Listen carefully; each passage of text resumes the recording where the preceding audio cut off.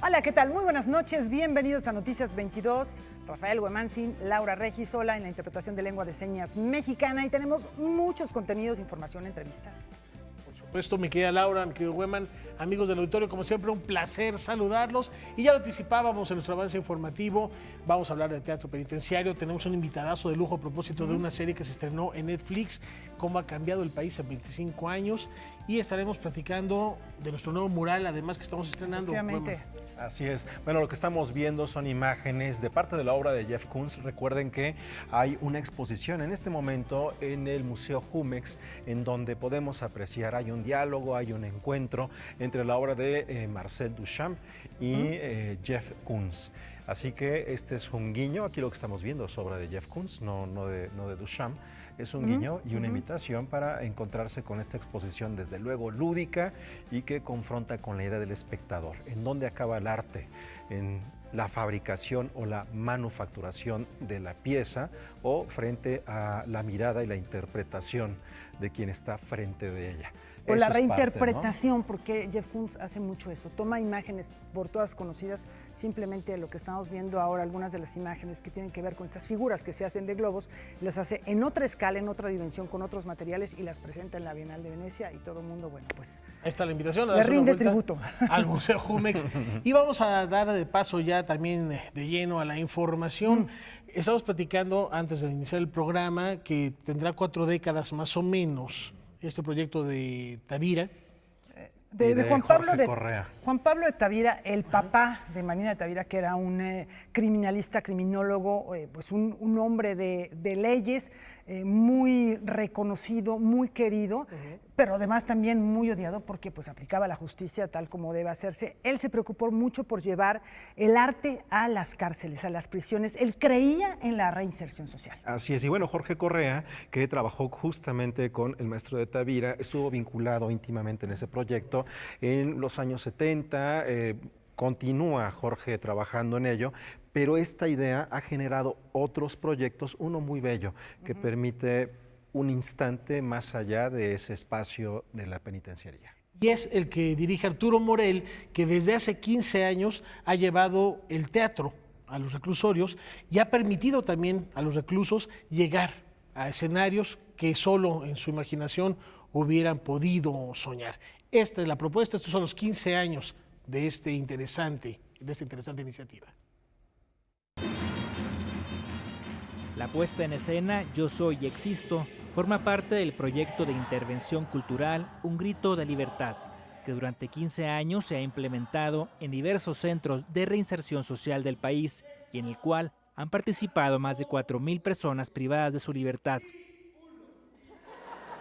Yo Soy Existo es un espectáculo musical, digo liberador, porque justamente lo que estamos buscando es qué está pasando en los seres humanos en reclusión y poderlo transmitir a todos a través de canciones, textos, poesías, chistes y de sus experiencias.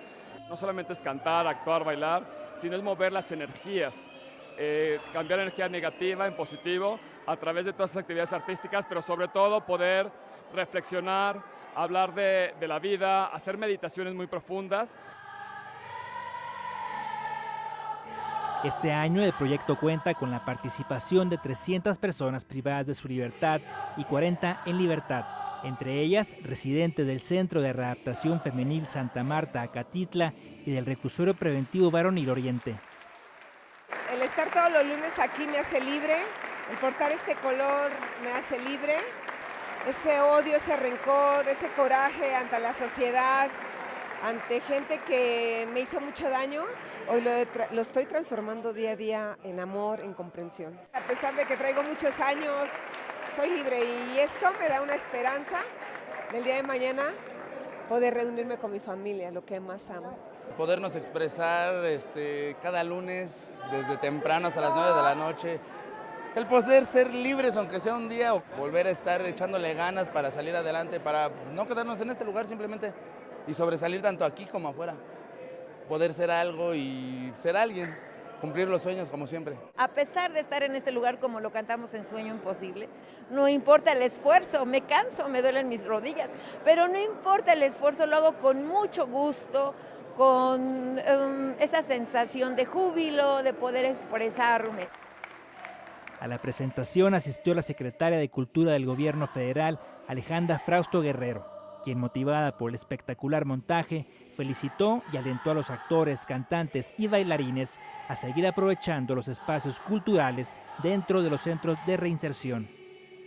Esto es una fuerza creativa, colectiva importantísima. Y quiero felicitarlos por ello, porque eso ya lo tienen, eso es suyo. Y ustedes ya conocieron el poder transformador del arte. El mundo es otro cuando nos atrevemos a tocar el arte, cuando nos atrevemos a sentir y a expresar lo que somos. Los felicito por todo lo que han hecho, por el tiempo que le han dedicado, por el esfuerzo y porque ese es un camino sin duda liberador. Felicidades y larga vida a este proyecto. Noticias 22, Omar Vera.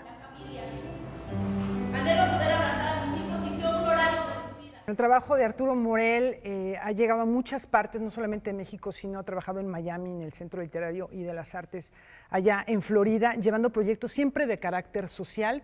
Y este proyecto de Voz de Libertad hace teatro y también hacen música, crean música y cantan. Ha hecho varios coros con gente que se encuentra en estos espacios. Y en Noticias 22 le hemos dado seguimiento a esta gran labor porque lo comentaban ahorita los protagonistas de estas puestas en escena en la nota que nos comparte Omar, a propósito de por unos segundos, por unos minutos, tener ese respiro de libertad, alcanzar ese sueño y ser alguien más.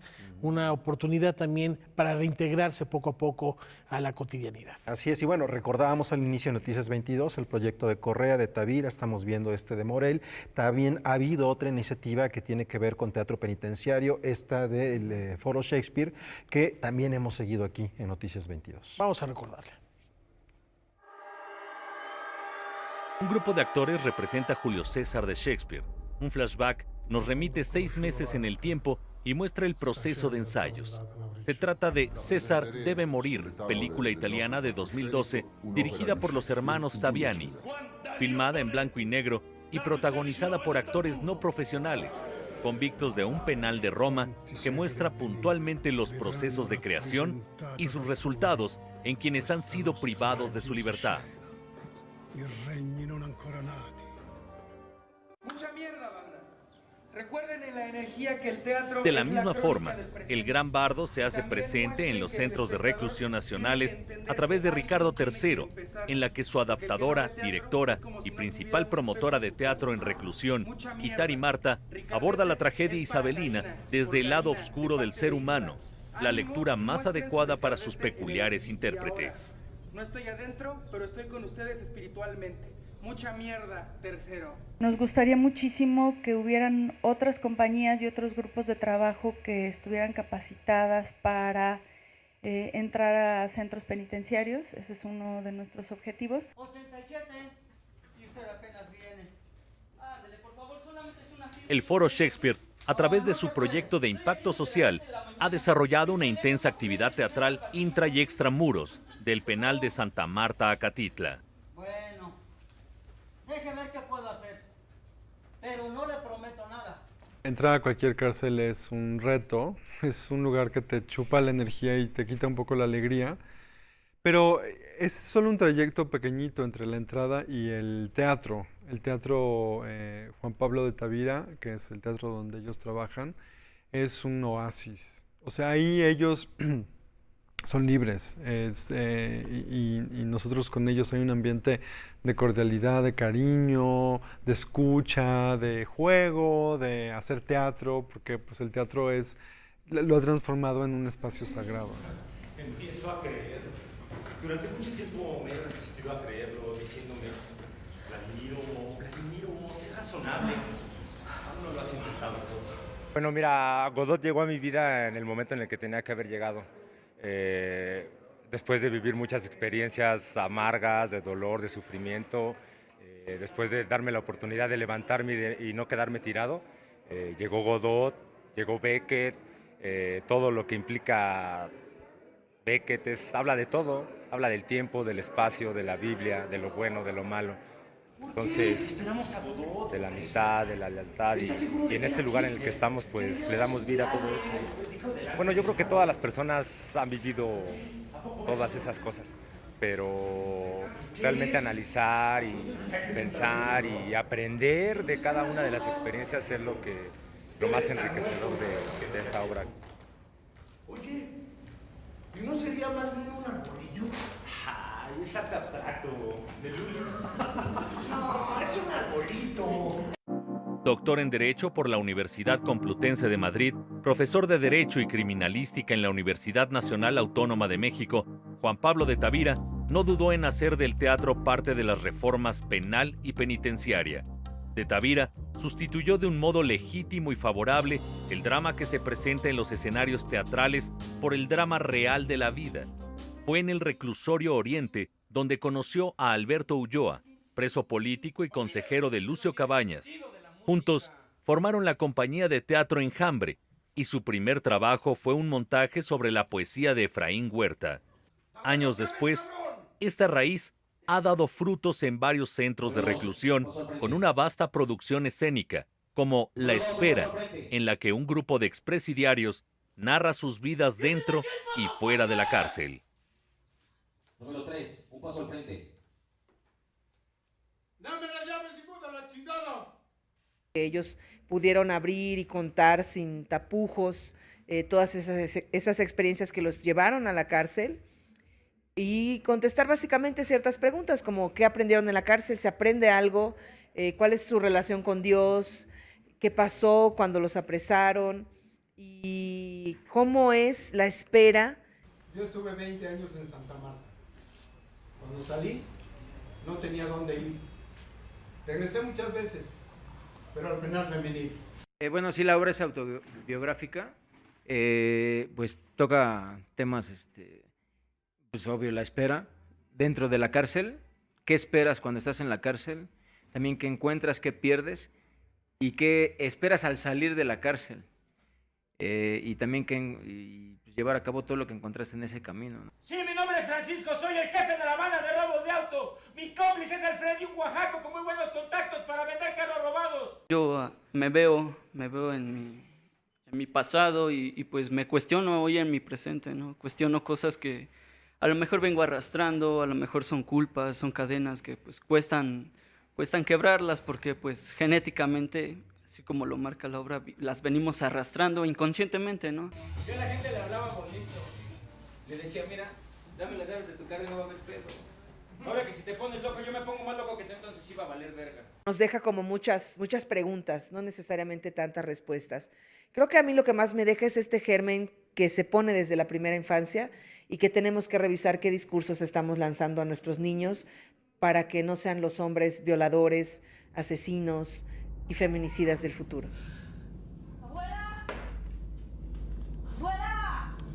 María Elena Moreno Márquez, interna en el penal de Santa Marta, Acatitla, nos conmina a mirar sin concesiones el motivo de su reclusión, el matricidio en Casa Calabaza de su autoría. Encontré mucho alivio al ir escribiendo después del dolor inicial. Fue un gran alivio y fue también una manera de revisitar mi pasado, de entender lo que había sido mi infancia, mi juventud y pues entenderme a mí misma. Y todo esto pues culminó con la escritura de esta obra, ver en un fajo de hojas todo lo sucedido, toda mi vida, y pues realmente significó mucho para mí, mucho, mucho, mucho, mucho.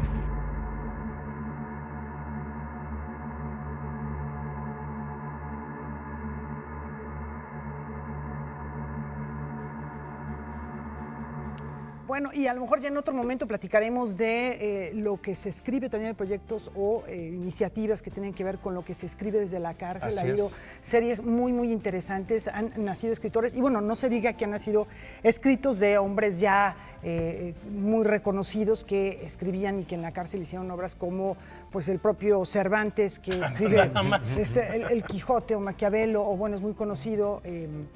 la obra de Profundis de Oscar Wilde, que es escrita desde la cárcel. ¿no? Y algo interesante que buscaremos especialistas es lo que comentaban en la nota de la genética. Es un tema también digno de análisis y de reflexión. Así es. Bueno, también hay una cosa importante, abundando lo que dices, Laura, el desaparecido Eusebio Rubalcaba fue uno de los escritores que dio clases de literatura dentro de los centros penitenciarios, y él decía que esa experiencia había transformado su visión de las letras, su visión de la vida, y que daba clases más para aprender que para enseñar. Con este respiro de libertad nos vamos a una brevísima pausa y mucho más aquí en Noticias 22.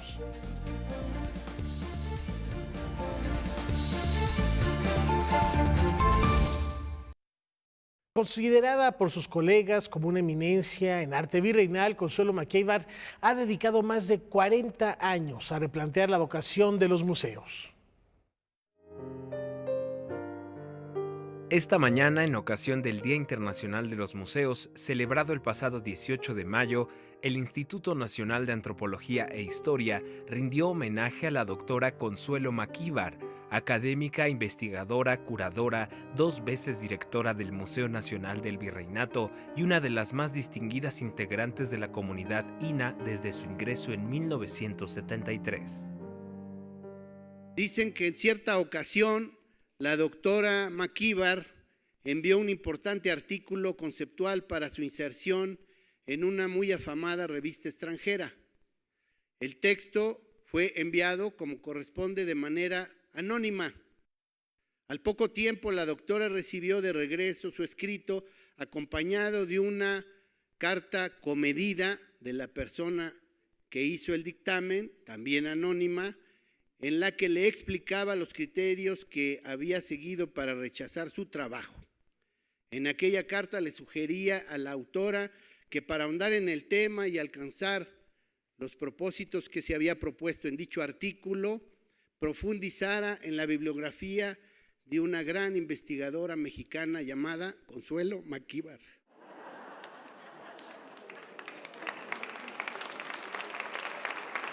Esta curiosa anécdota sobre un involuntario homenaje a su obra y trayectoria ilustra el reconocimiento del que goza en el mundo académico la doctora Consuelo Maquíbar, cuyo nombre aparece en más de un centenar de publicaciones especializadas, mientras que los títulos de su autoría son referentes obligados para el estudio del arte virreinal. Algunos de ellos son El imaginario novohispano y su obra, Los retablos de Tepotzotlán, con el que obtuvo el grado de licenciatura, y De lo permitido a lo prohibido, iconografía de la Santísima Trinidad en la Nueva España, investigación con la cual se tituló de doctora. Yo siempre he dicho que entrar a un museo me implica a mí aprender y divertirme. No hay de otra. Realmente, cuando yo entro a un museo y salgo igual, porque está atiborrado de piezas que no tienen sentido, etcétera, me salgo. Yo sé también y me auto cuestiono y me he realmente autorregañado, porque ya uno que es especialista en estas cosas va buscando, esto está mal, y es que aquí porque puso la letra y aquí. Hay veces que de veras trato de ser totalmente ajena. Y es cuando me va mejor, debo decir, porque aprendo y me divierto. Ese binomio no puede estar separado. Actualmente la doctora Maquíbar colabora en la muestra que expondrá los 594 exvotos mexicanos que recientemente fueron repatriados por el gobierno de Italia. Para Noticias 22, César H. Meléndez. Muchas felicidades a la doctora y no podría estar más de acuerdo con ella. Al enfrentar cualquier manifestación artística, si no te deja algo, si no te divertiste, simplemente perdiste el tiempo. Laura Hueman, cuando van a no solo a un museo, cuando vemos una película, cuando vemos una obra de teatro, si sales igual, claro, algo no está funcionando. Sí, exacto. Sí, después de un día o 2 días y sigues con la idea y le das vueltas, bueno, quiere decir que ya invitó a la reflexión y eso de suyo yo creo que ya tiene un valor, ¿no? Así es, así es. Bueno, continuamos con más información que tiene que ver con patrimonio, Laura, sí, de intercambio de ideas y de rescate de aquello que nos identifica. Efectivamente, y México y Francia han tenido una relación muy interesante en ese sentido. Recientemente les hemos platicado acerca de la presencia de especialistas en restauración desde los sismos de 2017 y bueno, pues esto continúa. Hay un especialista en México, vamos a presentarles un par de piezas en torno a ello. Con la misión de revisar los trabajos de restauración de los inmuebles dañados por los sismos de septiembre del año 2017, la Embajada de Francia junto con el Instituto Nacional de Antropología e Historia organizaron el seminario titulado Centro Histórico de la Ciudad de México, de la fábrica del patrimonio a la fábrica de la ciudad. Tenemos avances, tenemos más claridad de la estrategia, tenemos un esquema financiero más completo para atender los daños y por supuesto también todavía una tarea monumental por delante y nos están ayudando ellos con sus observaciones de orden técnico y cultural que nos permiten fortalecer las estrategias de intervención en algunos inmuebles que tienen daños de mayor complejidad. Además de la restauración de inmuebles, el INAH trabaja en una estrategia integral en la que le permitirá vincular los monumentos históricos con el entorno social y urbano. Pues digamos que ya concluimos la tercera parte. No es poco. Creo que podemos asumir que después de 1 año y medio pues es un avance importante, pero no es el que quisiéramos, que tenemos que avanzar más fuerte. Quisiéramos sí, efectivamente, que para finales de 2020 ya tuviéramos la mayor parte de los bienes restaurados y que en el curso de 2021 pudiéramos estar pensando ya en la conclusión de este plan maestro. Y por supuesto tendremos que dejar como tareas de continuidad una cuidadosa conservación preventiva para asegurar que los inmuebles no sufran daños de tal magnitud, sabiendo que sin duda alguna habrá futuros movimientos telúricos. Noticias 22, Óscar Cortés. Les decíamos que tenemos una segunda parte. ¿Mañana la presentamos? El día de mañana presentamos otra parte de la obra que tiene que ver justo con eso. Hablar de patrimonio, se habla de una cantidad enorme de técnicas, de teorías, de propuestas. No es lo mismo acercarse, en el caso de un edificio, cuando es de determinado tipo de materiales. Y bueno, lo que siempre se recomienda en este tipo de casos es construirlos con los materiales, con las técnicas que en su momento fueron edificados, van modificándose mucho las cosas y a veces ciertas tecnologías nuevas, como es el caso del concreto, no es tan no tienen efectivo. los mismos resultados y es difícil que vaya de acuerdo con las edificaciones. Pero bueno, para eso están los especialistas internacionales. En México hay una gran experiencia en restauración de patrimonio, en restauración en general de edificaciones, lamentablemente por nuestros movimientos telúricos frecuentes que nos obligan a estar al día en ese sentido. Bueno.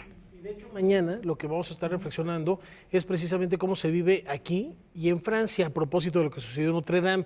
Entonces la reflexión mañana va en torno a lo que ese es el conflicto, materiales de hace 1000 años o materiales nuevos que permitan que ya no suceda. Una tragedia como lo que pasó. Y condiciones climáticas. A veces las temperaturas que pueden alcanzarse en esta parte del mundo son completamente diferentes a las de Francia. Y los materiales reaccionan distinto. Ya hay materiales que ya no encuentras. Hoy existen. Ya no encuentras. Entonces, ¿a qué apuestas? ¿A reconstruir lo más parecido posible en cuanto a estructura o lo más parecido posible en cuanto a fachada? Ese es el desafío. Bueno, y nos vamos a otros temas mientras seguimos debrayando al respecto. La memoria del exilio se hace presente en el Centro Nacional de las Artes. Con motivo del 80 aniversario del exilio español en México, el investigador Arturo Colorado Castellari, especialista en arte visual, patrimonio y comunicación, imparte un ciclo de 3 conferencias en el Aula Magna José Vasconcelos del Centro Nacional de las Artes sobre la Guerra Civil Española y el patrimonio artístico hispano. Estamos hablando desde el año 1936 a 1939, que es cuando la Guerra Civil Española. En ese momento la República Española, que había sido atacada por el golpe de Estado franquista, procedió al salvamento de miles y miles de obras que fueron almacenadas en grandes depósitos. Y una parte de ese patrimonio, el más importante, entre los cuales incluimos, por ejemplo, más de 500 obras del Prado, patrimonio nacional. Patrimonio nacional es todo lo que son los palacios reales, que también contienen una importantísima colección de bienes artísticos, iglesias, a veces colecciones privadas, etc. Las obras más importantes fueron transportadas, y eso es, digamos, el éxodo. La primera conferencia llevó por título Éxodo y Exilio del Museo del Prado, a la que le seguirán. La segunda conferencia sería el 22 de mayo y está dedicado a responder a una pregunta. ¿Qué hizo el franquismo con las miles de obras que permanecieron en España en grandes depósitos? El 5 de junio, el tema será un tema que tiene como protagonista México. Bueno, pues hubo un barco, entre los muchos que llegaron aquí a México, uno llamado el Vita, que según algunos autores transportaba pues una serie de bienes de carácter económico que el presidente de la República, Negrín, había mandado cargar un barco con bienes procedentes fundamentalmente del Banco de España, bienes crematísticos, oro, etcétera, bienes de órdenes de pago, etcétera.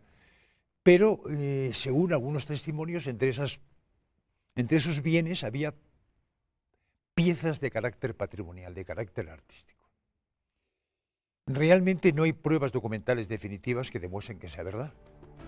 Con información y texto de Salvador Perches Galván, Óscar Helguera, Noticias 22.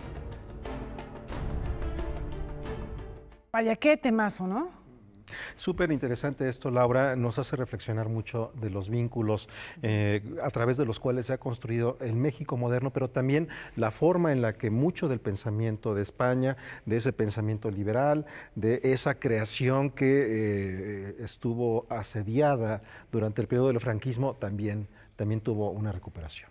Efectivamente, floreció porque, bueno, el arte, la creatividad, el pensamiento no se pueden detener, a lo mejor se pueden ocultar en ciertos momentos, pero salen a la luz. Y bueno, vamos a platicar a continuación del poder de la palabra que resuena en la Casa del Lago.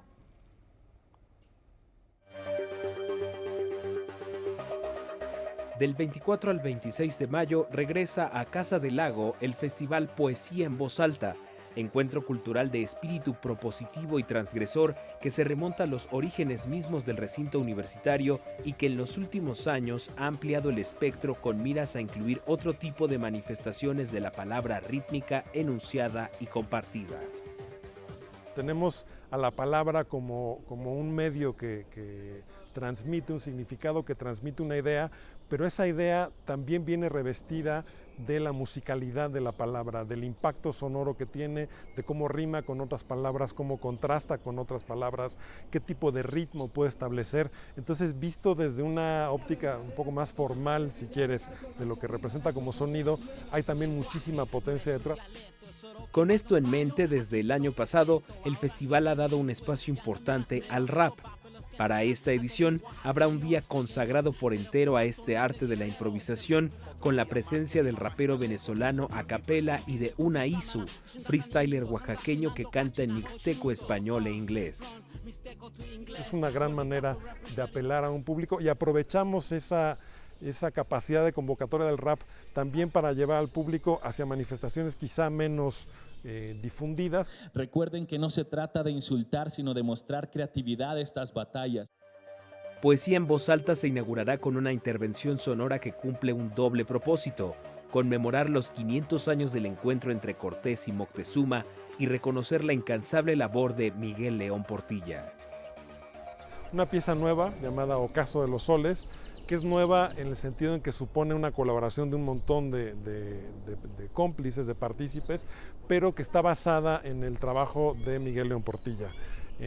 Muy en particular en una grabación hecha por Miguel León Portilla para Voz Viva de México, de mitos prehispánicos en este caso, que ha servido el mito de los 5 soles, el famoso mito mexica, como el germen original para armar una intervención sonora a cargo del compositor Rogelio Sosa.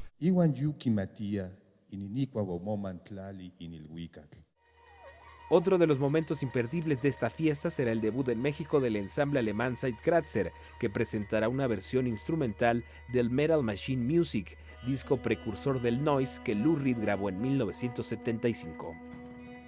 Los invitamos a que nos acompañen a esta edición 2019 de Poesía en Voz Alta. Será del 24 al 26 de mayo aquí en la Casa del Lago, en el bosque de Chapultepec.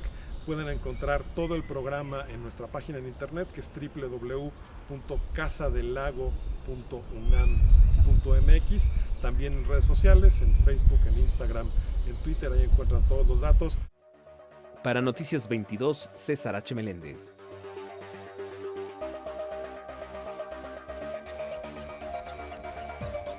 Es momento de hacer una brevísima pausa, pero ya está aquí en el estudio Diego Enrique Osorno para platicarnos de 1994. En unos momentos, no se lo pierdan. Y también nuestro recorrido por los estados de la República Mexicana. Ya volvemos.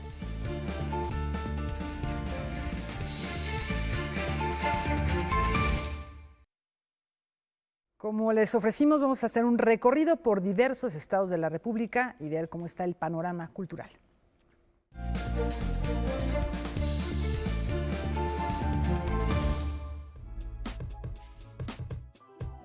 El programa Cultura Comunitaria, presentado por la Secretaría de Cultura Federal el pasado 25 de febrero, ha logrado hasta la fecha tener presencia en 139 municipios de toda la República. Recordemos que esta iniciativa busca promover el derecho humano a la cultura en grupos y comunidades en condiciones de vulnerabilidad social y contextos de violencia.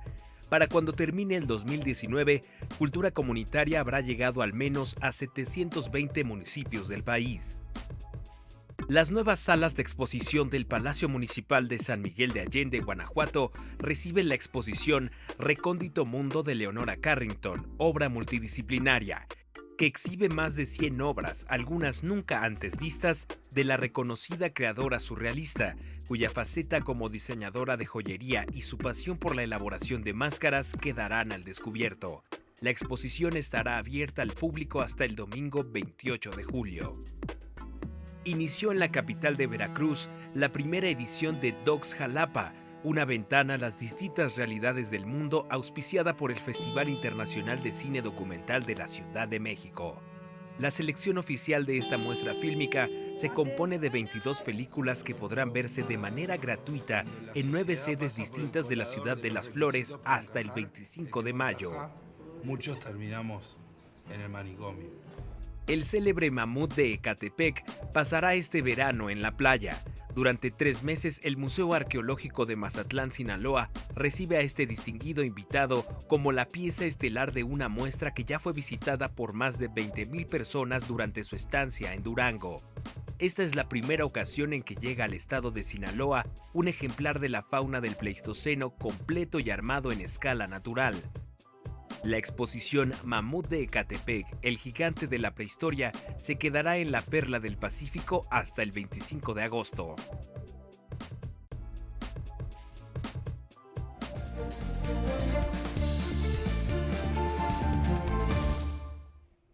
¿Y qué te parece, Rafael, si continuamos con más de los estados? Esta noche tenemos una nueva colaboración de la Coordinación de Radio, Cine y Televisión de Tlaxcala a través de Ahora Noticias. Ellos nos cuentan cuáles serán las actividades para conmemorar los 500 años del desembarco de Cortés en el Golfo de México.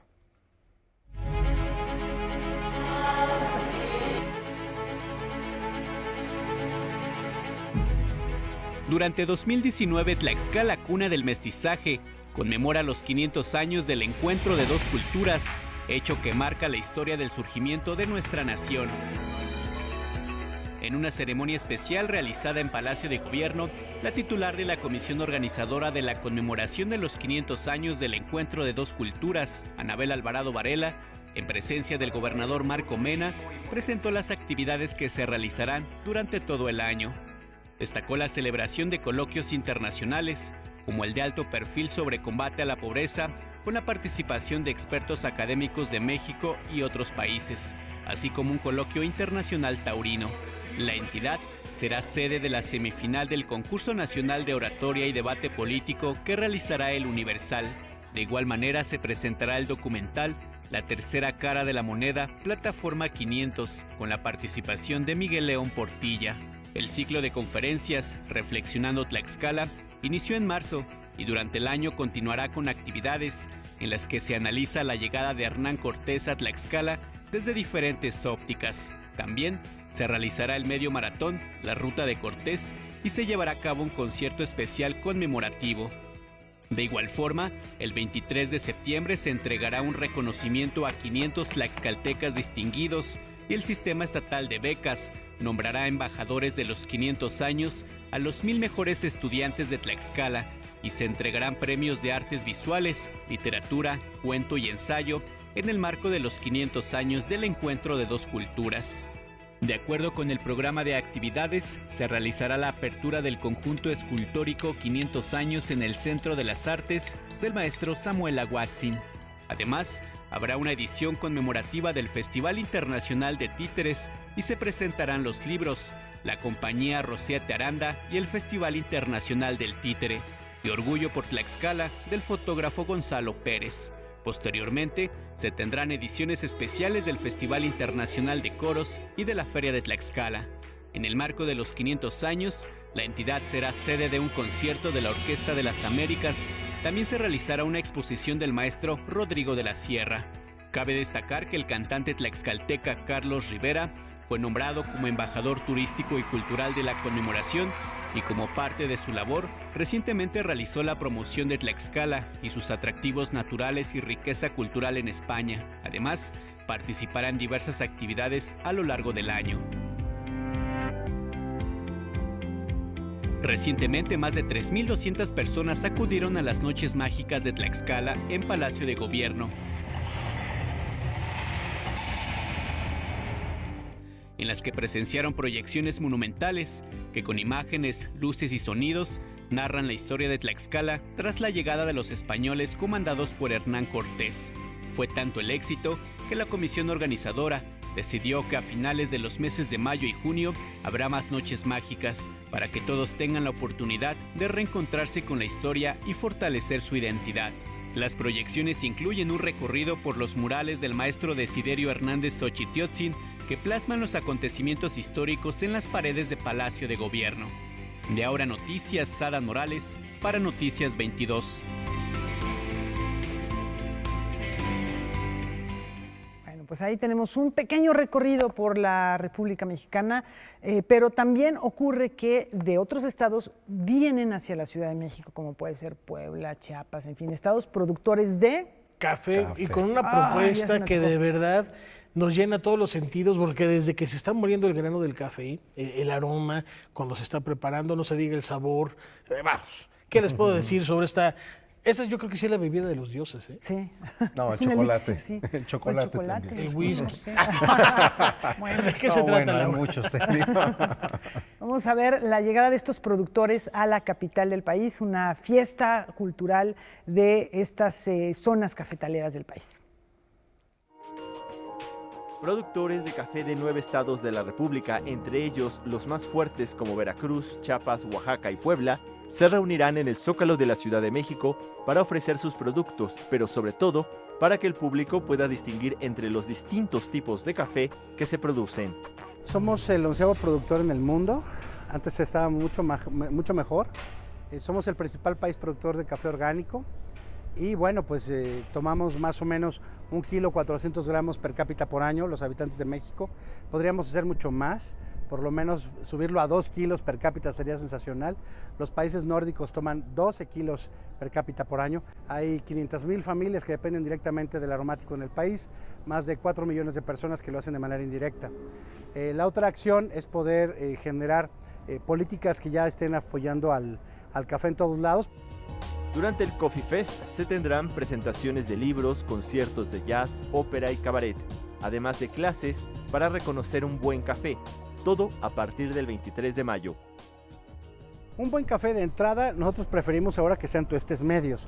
Le llamamos tuestes medios, citadinos o americanos.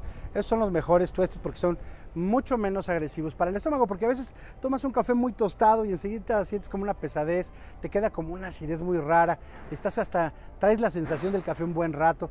Eso no lo estamos buscando. Buscamos que tengas una grata experiencia y que si viene el sabor, que sea una evocación buena. No que digas, ¡ay, quién sabe qué me tomé!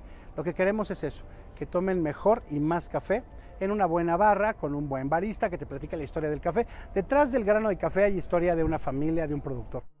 Noticias 22, Alberto Aranda.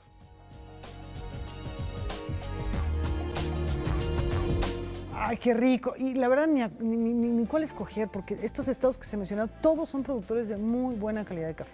Y son cafés muy diferentes, son por las temperaturas, por las formas, por el tipo de cultivos. Es verdaderamente emocionante hablar sobre el café. No estamos en un lugar que tiene como un café de altura que te da esa calidad como el colombiano, pero existen otras condiciones climáticas que dan acidez, cuerpo o aromático, y lo podemos encontrar en todo el país. Es verdaderamente maravilloso indagar entre esos universos sonoros, porque tiene que ver con todos los sentidos y los diferentes tipos de café. Y hasta literarios, Bukowski decía el café negro como la noche, caliente como el infierno y amargo como el amor. Y bueno, hay una cosa a propósito de esto que estás diciendo. En los cafés de Europa, tanto de América, en el siglo XVIII, fue el lugar en donde se reunieron muchos de los liberales. Y con la inspiración de esta bebida, pues se gestaron muchas ideas que derrumbaron monarquías, ¿no? Dices en América y en Europa, ¿verdad? En América y en Europa. En Europa, por ejemplo, los famosísimos café de Fleur, todos esos cafés en Francia, Voltaire, todos los grandes pensadores, ahí fraguaron sus ideas, y yo creo que sin el café, quién sabe qué hubiera pasado. En Boulevard Saint-Germain. Efectivamente. Incluso en Reino Unido, que después les llegó el té, pero también tuvieron un momento de café. Que nos traigan un carajillo y al regresar nos vamos a hacer un viaje a 1994 con una serie fantástica, aquí en Noticias 22.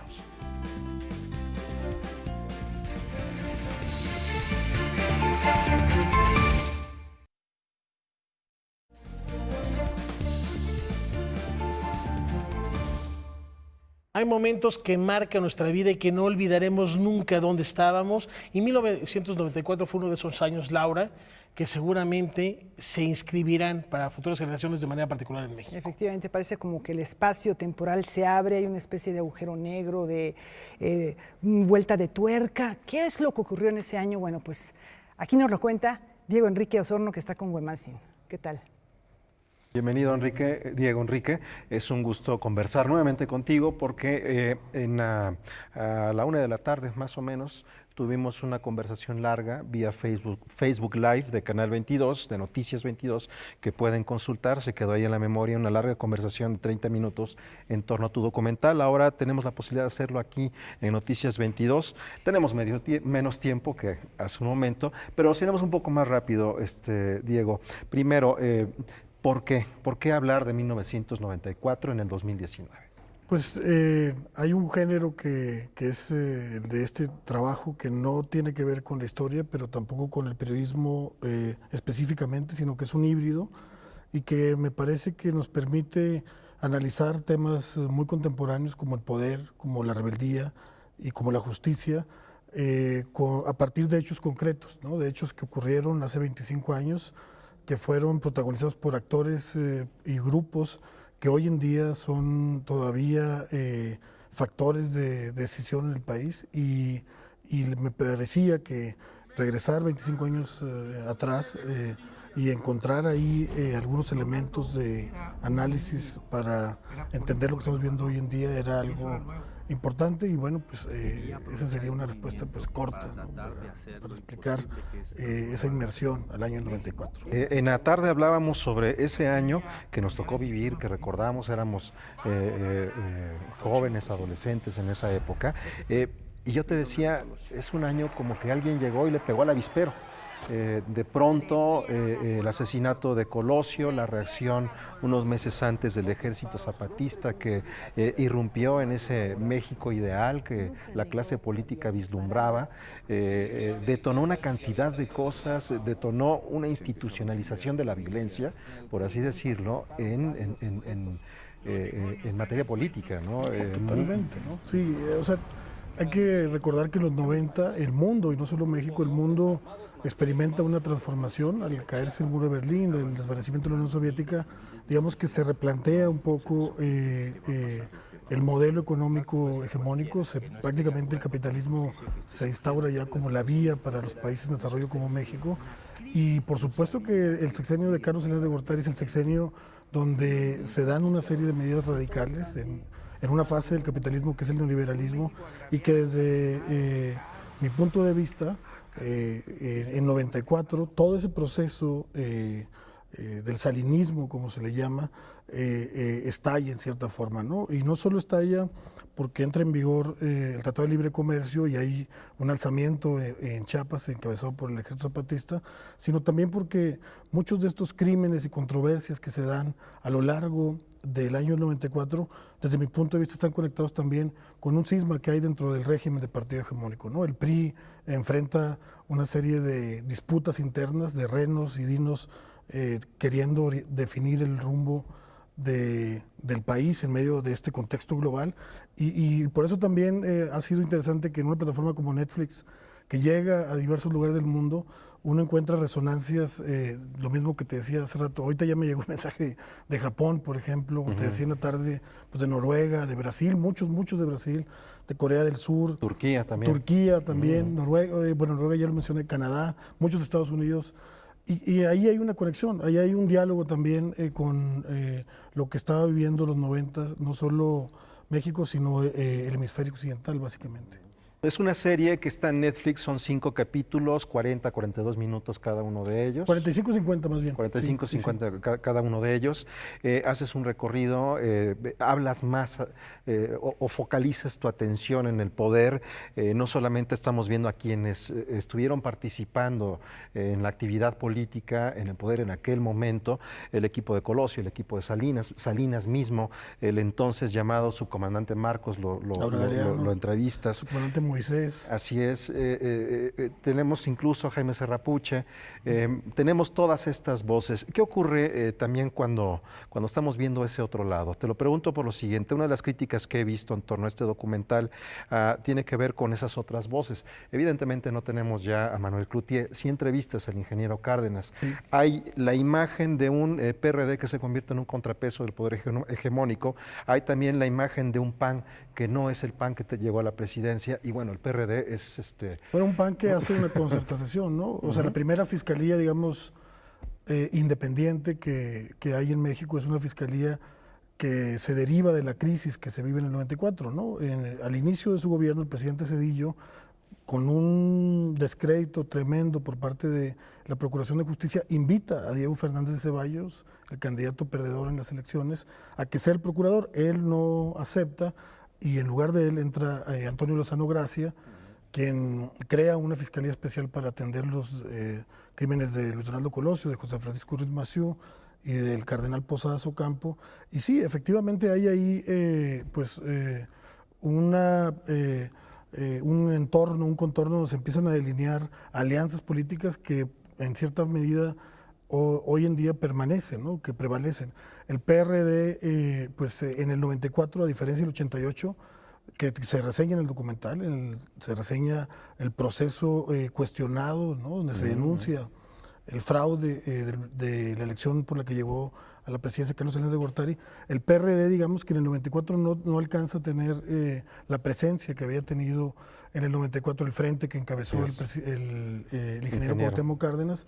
Y sí, o sea, en realidad son tantos temas, son tantas cosas que yo espero que el documental detone preguntas, detone la posibilidad de agarrar senderos en los cuales cada uno de los espectadores se refleje sus intereses y agarre camino, ¿no? Después de que platicamos la tarde, hablé con otro compañero periodista que había nacido en el 93, entonces él me decía, pues sí, ¿no? Yo estoy muy interesado en el 88, yo me quedé muy muy vibrante, muy simbrado. Ya creo que entendí el PRI porque no lo entendía.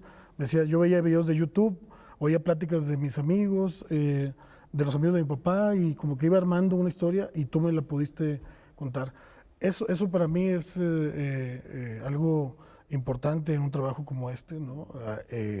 Lograr generar rutas distintas de abordaje a ese año que desde mi punto de vista no ha terminado, que lo hablamos un poco más ampliamente en la tarde, ¿no? Así es. Pues se nos acabó el tiempo, los invitamos a que se metan al perfil de Facebook de Noticias 22, en donde tenemos una conversación mucho más amplia, Diego y yo, en torno a este documental de 1994, y nada más apuntar algo que tiene tu documental. En esa época, 1994, estamos hablando de una división que hubo dentro del PRI entre los camachistas y entre el Proyecto de Nación de Luis Donaldo Colosio, que de alguna manera convergen en el 2019. Hay un guiño para quien quiera verlo. Pues sí, ¿no? Es muy interesante cómo, digamos, Marcelo Ebrard, que era un asesor muy importante de Manuel Camacho Solís, y Alfonso Durazo, el secretario particular de Luis Donaldo Colosio, pues hoy en día ocupan secretarías muy, muy importantes. Entonces eso también genera preguntas, ¿no? Que ojalá que el tiempo nos las responda, y nos las responda de una forma pues constructiva, porque sí necesitamos que este país ya realmente se transforme en un país más justo, ¿no? Básicamente. Muchas gracias por este tiempo, Diego. Gracias a ti, y querido. la invitación a 1994 en Netflix. Sí, así es. Muchas gracias, hay que verlo y hay que recordar. Para aprender siempre es fundamental reconocer el pasado. Muchas gracias, Diego, por acompañarnos.